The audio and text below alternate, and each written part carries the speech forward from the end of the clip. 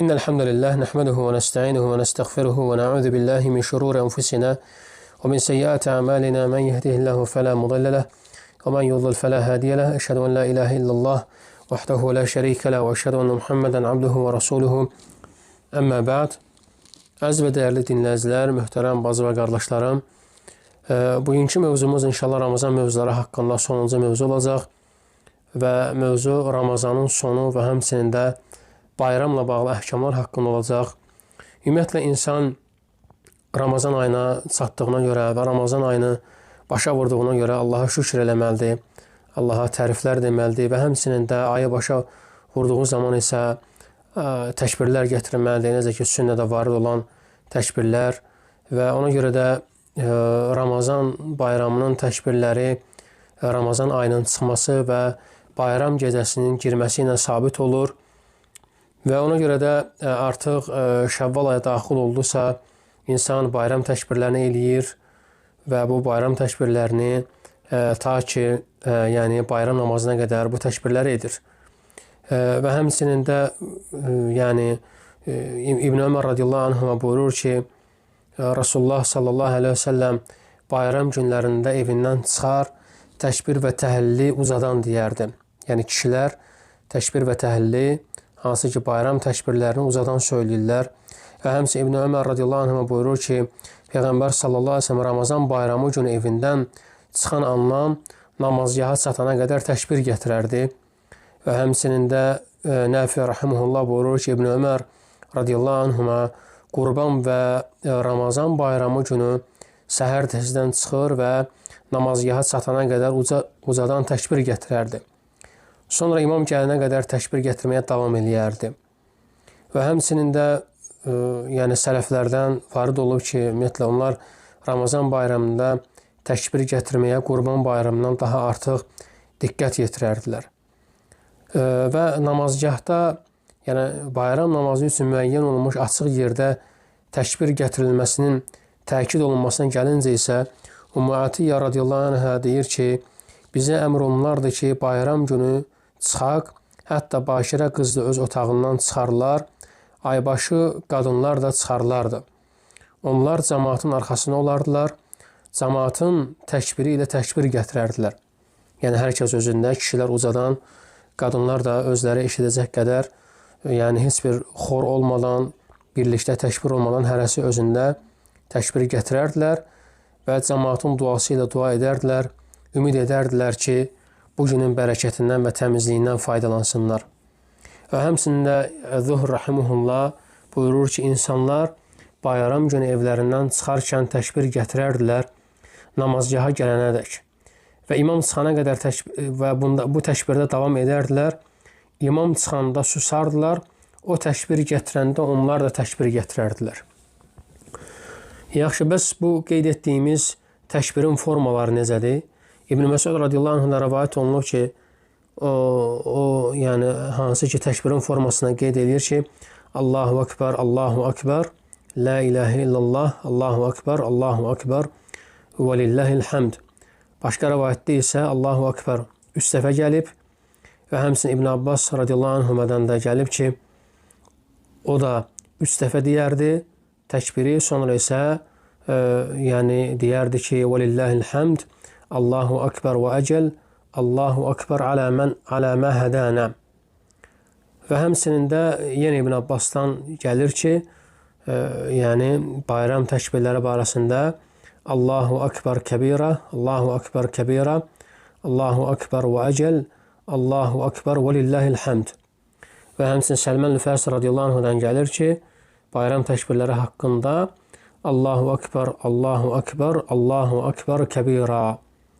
İbn Həcər rahimehullah buyurur ki, bu haqda ən səhih olan Abdurrazzaqın səhih isnadla Səlman Fərs radiyallahu anhudan rəvayət elədiyi sözlərdir ki, Allahu Akbar, Allahu Akbar, Allahu Akbar kəbira.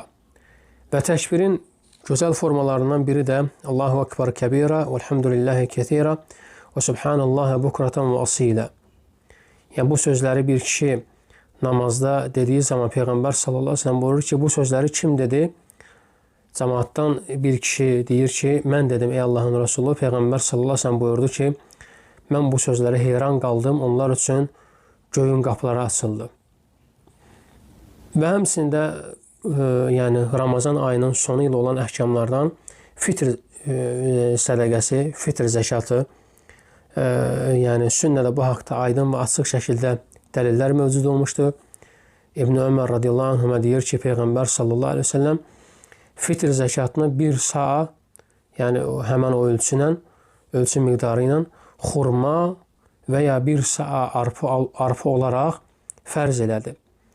Qula və ya azad şəxsə, kişiyə və ya qadına, uşağa və ya böyüyə, müsəlmanlardan hər birinə və insanlara namaza çıxmazdan əvvəl onun verilməsini əmr etdi. Və həmçinin Müslim rəvayətindən gəlir ki, Allah Resulü sallallahu əleyhi və səlləm Ramazan ayının fitr zəkatını azad və ya qul, kişi və ya qadın, kiçik və ya böyük hər bir müsəlmana fərz etdi və bu da bir sağ xurma və ya bir sağ arpa olaraq. İbn Ömər radiyallahu anh buyurur ki, Rasulullah sallallahu əleyhi və səlləm fitrə zəkatını bir sağ xurma, bir sağ arpa olaraq fərz elədi hər bir qula və ya azad şəxsə, kiçiyə və ya böyüyə. Və Allah Resulü sallallahu əleyhi və səlləm Ramazandan, yəni Ramazan ayında fitrə zəkatını insanlara fərz elədi və bu da qeyd edildi ki, onlarda bir sağ xurma və ya bir sağ arpa olaraq hər bir azad və ya qul, kişi və ya qadın müsəlmana bunu fərz eləmişdir. Və həmçinin Əbu Səid Əl-Xudri radiyallahu anh buyurur ki, biz fitrə zəkatını bir sağ yemək, ya bir sağ arpa, ya bir sağ xurma, ya da bir sağ qurut, ya da bir sağ kişmiş olaraq verərdik. İbn Ömərdən radiyallahu anhuma yəni gəlir ki, Allah Resulü sallallahu əleyhi və səlləm fitrə zəkatının insanlar namaza çıxmazdan əvvəl verilməsini əmr eləmişdi. İbn Abbas radiyallahu anhuma buyurur ki, Allah Resulü sallallahu əleyhi və səlləm fitrə zəkatının oruclu üçün boş və çirkin sözlərdən təmizlənmə və yoxsullar üçün yemək olaraq, miskinlər üçün yemək olaraq fərz eləmişdi. Kim onu namazdan əvvəl verərsə, bu qəbul olunan zəkatdır. Kim onu namazdan sonra verərsə, bu sadəcə sədəqələrdən bir sədəqədir. Yaxşı, niyə görə bu həmən sədəqə sadaqatül fitr və yaxud da zəkatül fitr adlandırılıb? Çünki vacib olma vaxtı həmən bu sədəqənin Ramazanın yəni artıq sonuncu günüdür. Hansı ki, artıq insanlar orada yeyirlər, halal ruzilərdən yeyirlər və içirlər və ona görə də bunun adı fitr adlandırılıb. Və kim ki, Ramazanın son günü günəş batdıqda sağdırsa, ona yəni fitrə zəkatını çıxarmaq vacib olar. Hətta həmin vaxtdan bir an əvvəl doğulsa belə, əgər günəş batdıqdan sonra bir an içində ölsə belə, zəkat həmən şəxsə vacib olmuş olur. Və həmçinin də əl-fitra olaraq deyiblər. Əl-fitra, yəni qeyd edirlər ki, burada məqsəd insanın özü və bədənidir. Yəni alimlər deyiblər ki, əsas qayda budur ki, fitrə zəkatı insanın bədəni, cismi, yəni insan harada yerləşirsə orada verilməlidir. Əgər bir insan tutaq ki, Mədinədə qalırsa, istər o sakin olsun, istərsə də ziyarətçi və ailəsi başqa bir şəhərdədirsə, onda ən üstün olan odur ki, özü fitrə zəkatını olduğu yerdə Mədinədə versin. Ailəsi isə özlərinə aid fitrə zəkatını öz şəhərlərində versinlər. Və həmçinin də o ailəsinə vəkalət verə bilər ki, onun adından fitrə zəkatını versinlər, ya da o özü ailəsinin adından burada, yəni olduğu yerdə, yəni tutaq ki, Mədinədədirsə, fitrə zəkatını verə bilər, lakin bu ən fəzilətli olan deyil. Dedik, ən üstün olan odur ki, insanın olduğu yerdə fitrə zəkatını verməsidir. Və Peyğəmbər sallallahu əleyhi və səlləm fitrə zəkatını fərz buyurub və Allah Resulü sallallahu əleyhi və səlləmin fərz elədiyi hər bir şeyin arxasında Allahın əmrinin olduğu sabitdir. Çünki Peyğəmbər sallallahu əleyhi və səlləm yalnız Allahın əmr etdiyi şeyi əmr eləyər və buna görə də alimlərin əksəriyyətinə görə o cümlədən 4 məzhəbə görə fitrə zəkatı vacib olaraq qalır. Əgər bir müsəlmanın yanında bayram günü və gecəsi üçün özünün və ya baxdığı şəxslərin ehtiyacından artıq yemək və ya pul olarsa, o şəxsin fitrə zəkatı verməsi razih rəyə görə, üstün görüşə görə vacibdir. Yəni fitrə zəkatı hər bir müsəlmana vacibdir. Əgər günəş batarkən sağdırsa və bayram günü və gecəsi üçün özü və baxdığı şəxslərin ehtiyacını ödəyəcək qədər malı varsa və bundan artıq qalırsa, fitrə zəkatı artıq həmən şəxsə vacibdir. Amma bəzilərinin deməsi ki, xüsusən də yəni Ashab Məlik fitrə zəkatı yəni müəkkəd sünnədir, yəni təkidli sünnədir, vacib deyil.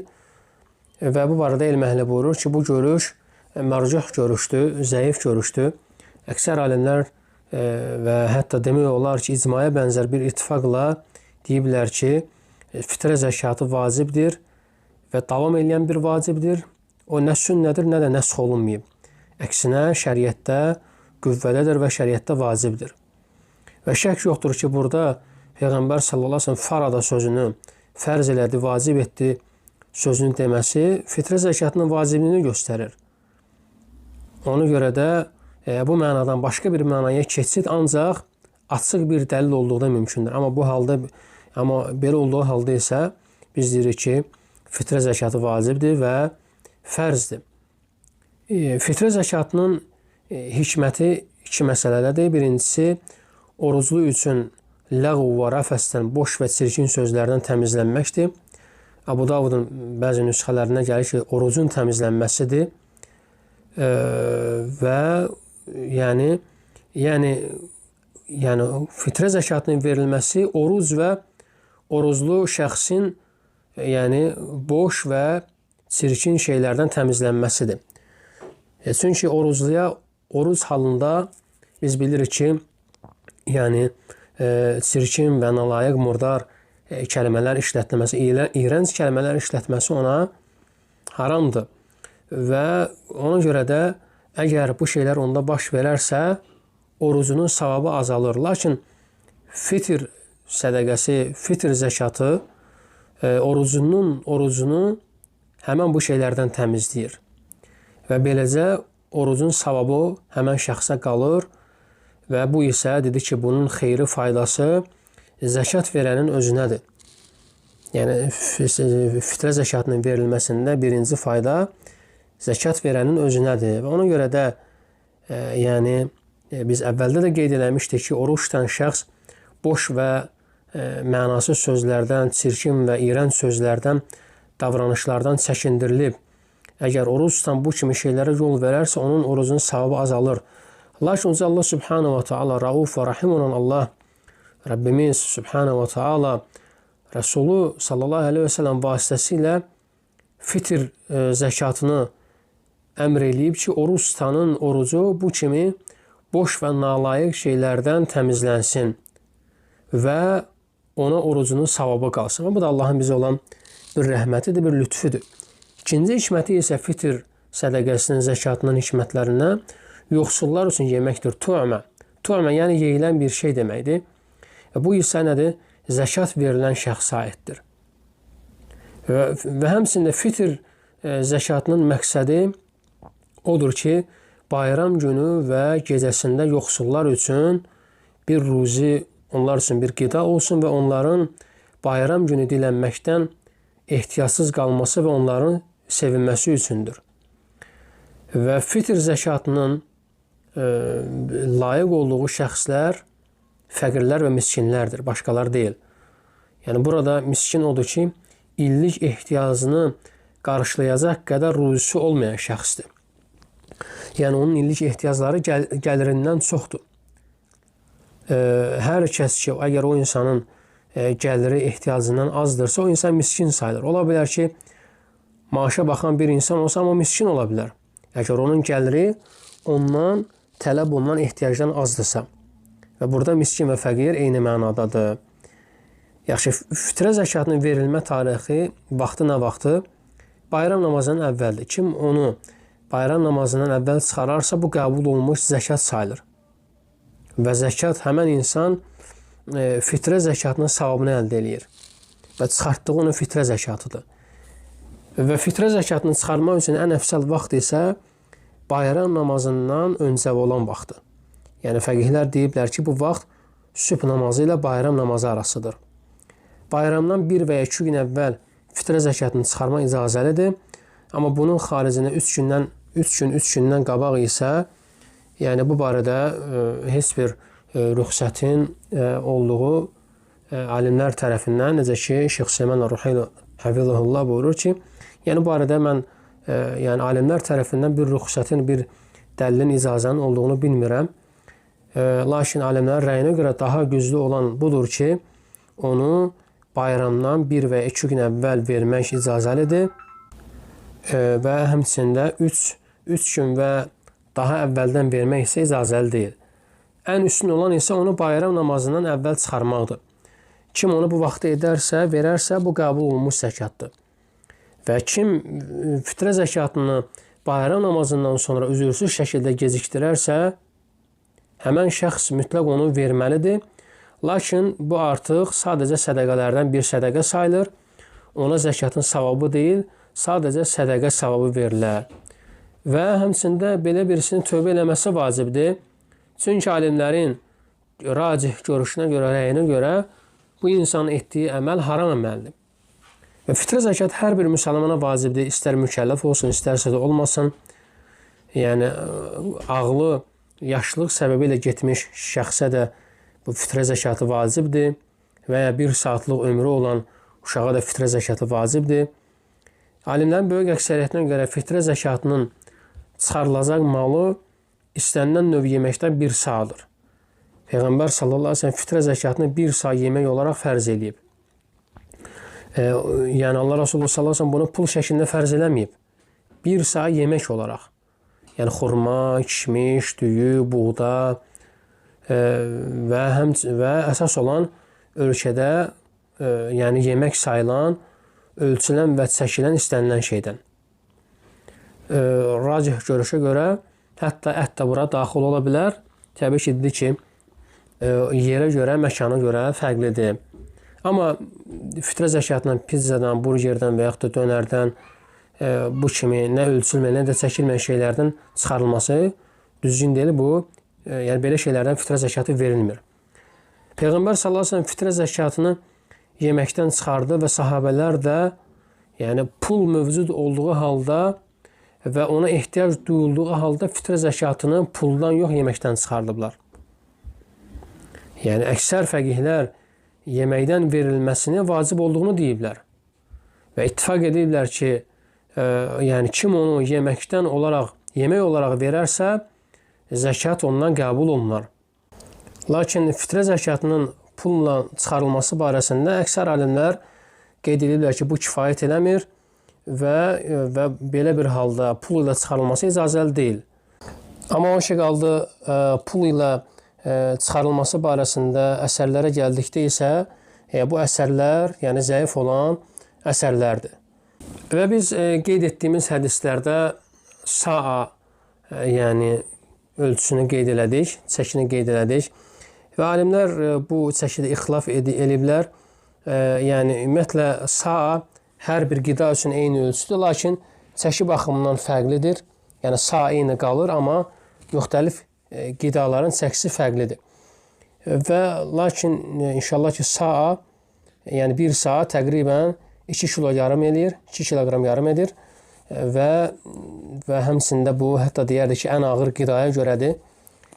Digərləri ondan daha da az çəkidə ola bilər və inşallah ki, fitrə zəkatının maksimum 2 kiloqram yarımdan çıxarılması həmən şəxs üçün keçərlidir və bunun üçün kifayət eləyər. Və fitrə zəkatını kim çıxarır? Fitrə zəkatı əgər uşağın öz adına malı varsa, elm əhli arasında daha güclü racih görüşə görə fitrə zəkatı onun malından çıxarılmalıdır. Əgər ona baxan şəxs könüllü olaraq yəni onun yerinə yetirməsi istisnadır. Əgər ona baxan şəxs çıxardarsa, bu istisnadır, amma əgər həmən uşağın malı varsa, hətta buluğa çatmayan uşağın malı varsa, yəni fitrə zəkatı o uşaq üçün onun malından çıxarılır. Yəni tutaq ki, yəni atanın fitrə zəkatını çıxarması Yəni tutaq ki, əgər onun uşağının malı varsa, hətta buluğa çatmayan uşağının malı varsa, bu zaman ata uşağın fitrəsini öz malından çıxarma məcburiyyətində deyil. Lakin istəyərsə öz malından çıxara bilər. Amma təbii ki, əgər uşağın, həmən o kiçiyin malı yoxdursa, bu halda ata fitrə zəkatını öz malından verməyə borcludur və öz malından çıxartmalı uşağı üçün. Və həmçində böyük, yəni böyük yaşda olan bir şəxs, əgər o da mal sahibidirsə, fitrə zəkatını özü verməlidir. Lakin, yəni təbii ki, ona baxan şəxsin bunu könüllü eləməsi isə istisnadır və bu icazəlidir. Tutaq ki, məsələn, evdə böyük oğlanlar var, yetkinlik yaşına çatmış gənc oğlanlar var və onlar işləyirlər, maaş alırlar və onlar ataları ilə bir evdə qalırlar. Yəni, atanın, yəni onların adından fitrə zəkatını çıxarması icazəlidir. Lakin, vaciblik baxımından isə hər bir övlad öz malından fitrə zəkatı verməlidir. Yəni, ataları, onların evdə olan ataları, yəni könüllü olaraq onların adından fitrə zəkatını çıxarda bilər. Amma qeyd elədik ki, yəni əgər o övladların özlərinin qazancı varsa, çalışırlarsa onlar özləri fitrə zəkatını çıxartmalıdırlar. Və həmçində ana bətnində olan barəsində isə alimlər onun adından fitrə zəkatının çıxarılmasını vacib yox, müstəhəb olaraq görüblər və bunu 4 məzhəb imamları da yəni həmən bu fikri qeyd ediblər və həmçinin də Əbu Qiləbədən gəlir ki, yəni sahabələr, yəni hətta ana bətnində olan cənin üçün belə fitrə zəkatını verməyi bəyənirdilər. Yəni müstəhəb əməl sayırdılar və həmçinin də malı olan böyük bir şəxsə gəlincə isə əsas qayda budur ki, o fitrə zəkatını özü verməlidir. Əgər yəni kimsə onun yerinə könüllü olaraq verməzsə və həmçinin də qadın ona gəldikdə isə əgər onun malı varsa fitrə zəkatını öz malından verməsi vacibdir. Əgər təbii ki, əri, həyat yoldaşı onu yəni könüllü yerinə yetirməsi isə istisnadır. Əgər qadının malı yoxdursa, əri artıq vacibdir ki, onun əvəzinə fitrə zəkatını versin. Və sonuncu məsələ isə bayram günü ilə bağlı olan hökmlərdən birincisi bayram namazıdır. Bayram namazı İslamın ən böyük şüarlarından biridir və müsəlman kişilər və qadınlar, kiçiklər, böyüklər, hətta namaz qılmayanlar belə, məsələn, aybaşı olan qadınlar bu namaza çıxmağa təşviq olunurlar. Çünki bu xeyrə və müsəlmanların duasına şahid olmaq üçündür. Lakin aybaşı olan qadınlar namaz yerindən kənarda qalmalıdır və cümhur alimlər rəyinə görə bu namaz təkid olunmuş sünnədir. Və Allah Rasulü sallallahu aleyhi ve sellem bu namaza daim davam edib və eləcə də ondan sonra gələn müsəlmanlar da belə ediblər. İbn Abbas radiyallahu anh buyurur ki, Peyğəmbər sallallahu aleyhi ve sellemlə Əbu Bakır, Ömər və Osmanla birlikdə bayram namazına iştirak elədim. Hamısı xütbədən əvvəl namaz qılırdılar. Və həmçinin Əbu Ubeyd buyurur ki, Əli ibn Əbi Talib onunla birlikdədir, bayram namazına iştirak elədim. O xütbədən əvvəl namaz qıldı. Və Peyğəmbər sallallahu aleyhi ve sellem yəni bayram namazına insanların çıxmasını əmr elədi. Hətta qadınlara belə. Ümmü Atiyyə buyurur ki, radiyallahu anhə, bayram günü bizə çıxmamız əmr olunardı. Hətta bakirə qız da otağından çıxarılardı.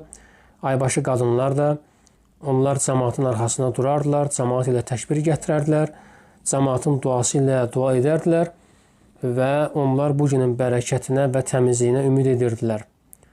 Ümmü Atiyyə buyurur ki, radiyallahu anhə, Peyğəmbər sallallahu aleyhi ve sellem bizə Ramazan və Qurban bayramlarında bakirə qızları və aybaşı qadınları və evlərində oturan qadınları çıxarmağa əmr elədi.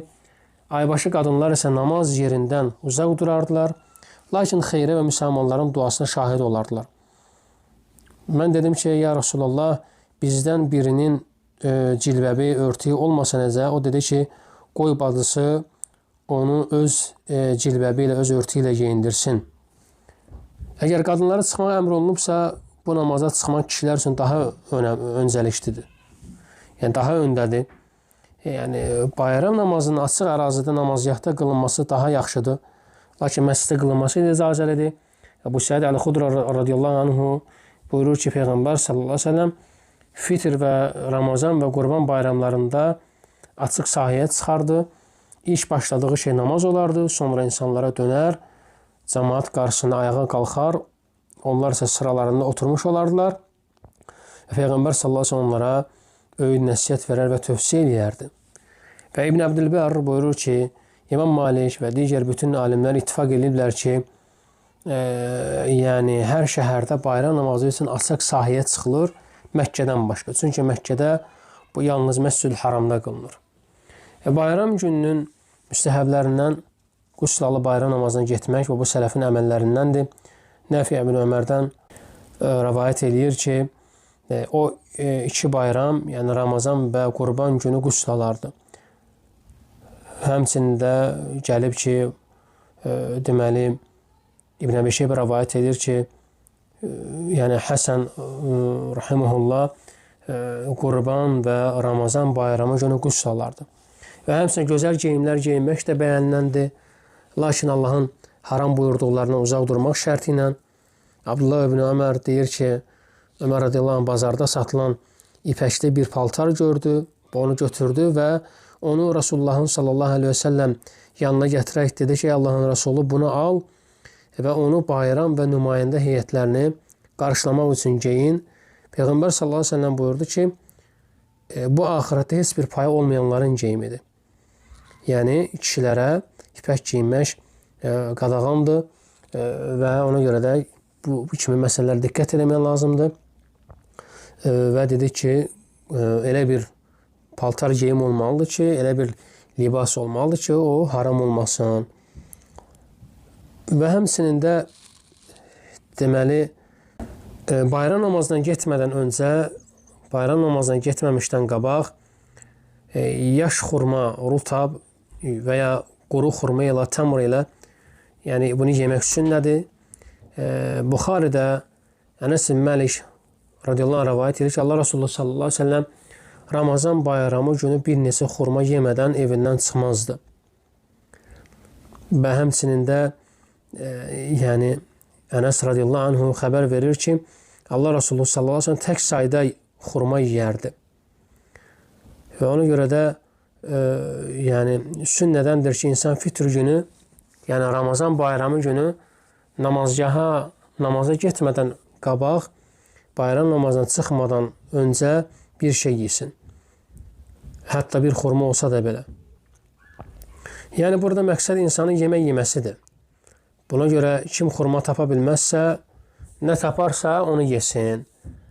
Və əgər namazgaha çıxmazdan, namaza getməmişdən əvvəl yəni yemək yemək imkanı yoxdursa, yəni qoy namazgahda olduğu yerdə hər hansısa bir yemək qəbul eləsin.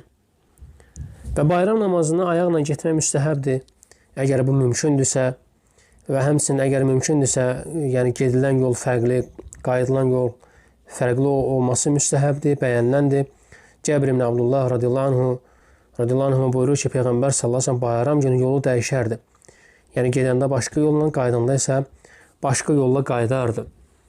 Və alimlər ittifaq edir ki, bayram namazı 2 rükətdir və onların qiyamında əlavə təkbirlər var və fəqihlərin əksəriyyətinə görə birinci rükətdə Fatihədən əvvəl 7 təkbir, ikinci rükətdə yəni 5 təkbir gətirilir.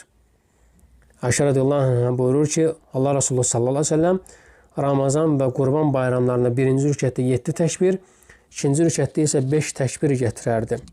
Və həmçində alimlər ittifaq ediblər ki, bayram namazında xutbə var və həmçində bayramın gözəlliklərindən insanların bir-biri ilə təbrikləşməsi və xüsusən təqabbalallahu minnə və minkum duasını etməyi Allah bizdən və sizdən qəbul eləsin və müsəlmanların bayram günlərində bir-birlərini ziyarət eləməsi, bu da gözəl haldır, inkar edilməyən bir haldır. Və həmçinin də bayramla bağlı olan hökmlərdən isə, yəni bayram günü oruç tutmamaq, yəni bayram günü Ramazan bayramının günü Şəvval ayının 1-ci günüdür və bu gün oruç tutmaq haramdır və insan Şəvvalın 2-ci gündən başlaya bilər. Lakin bəzi alimlər deyirlər ki, insanların bayram kimi yaşadıkları günlərdə yəni oruç tutulmasın, bir qədər gecikdirilsin və bu daha yaxşıdır. Yəni müstəhəb görüblər bu əməli. Hətta yəni o insanlar, yəni insanların, toplumun sevinc və şadlığına şərik olsunlar. Yəni qeyd etdi ki, bayram günləri oruç tutmaq haramdır. Ömər ibn Xattab radiyallahu anhu deməli buyurur ki, bu iki gün, yəni Qurban və Ramazan bayramı günləri Allah Resulü sallallahu əleyhi və səlləm tərəfindən oruç tutulması qadağan olunub. Yəni bu günlərdə orucun tutulması qadağandır. Necə ki, həmçində başqa bir rəvayət Əbu Səid radiyallahu anhudan gəlir və həmçində Əbu Hüreyrə radiyallahu anhudan varid olub. Ona görə də bayram günü orucun tutulması qadağandır. Uca Allah subhanahu wa ta'ala bizləri eşidib yaxşısını tabi olanlardan eləsin. Allah azə və cəllə bizləri Ramazandan bağışlanaraq çıxan kəslərdən eləsin. Allah azə və cəllə tutduğumuz orucları bizdən qəbul eləsin. Subhanəkəllahumma və bihamdikə əşhədu en la ilahə illə əntə əstəğfiruka və etûbü ileyk.